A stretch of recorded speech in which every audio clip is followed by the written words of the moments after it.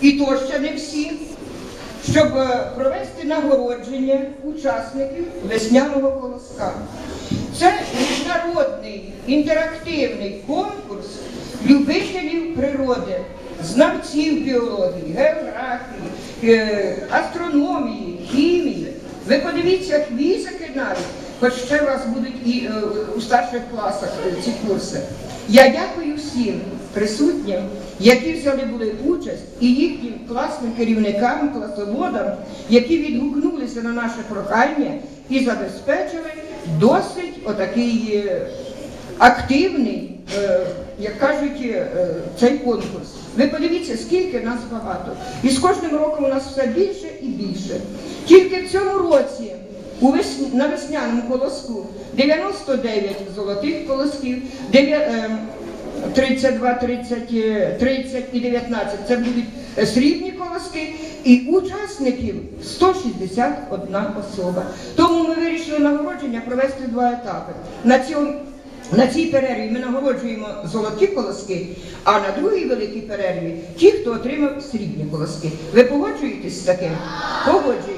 Тому я прошу зараз до слова директора школи Любов Іванівну Денисюк, хай вона звернеться до вас з таким, відповідно, побажанням. Тут присутні. Я дивлюсь, діти, на ваші обличчя і бачу юних дослідників. Незважаючи на ваш такий юний вік, ви вже вмієте заявляти про себе, здобувати перемоги і доводити, що гімназисти справді найкращі учні. Зіна Григорівна сказала, що така кількість учасників цього інтерактивного конкурсу з року в рік зростає.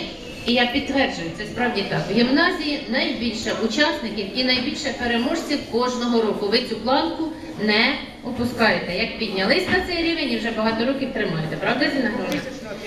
Тому я хочу подякувати в першу чергу всім вчителям природничих дисциплін, біології, хімії, бо це комплексна наука про природу, про навколишній світ. Це означає, діти, що ви вивчаєте предмети дуже добре, готуєтесь до них сумлінно, що ви не байдужі, сміливі і здатні рухатись вперед. На вас чекає Мала академія наук, тому що ви вже готуєтеся до цієї почесної наукової праці. І в наступному, в майбутньому житті із вас будуть добрі фахівці у різних галузях життя.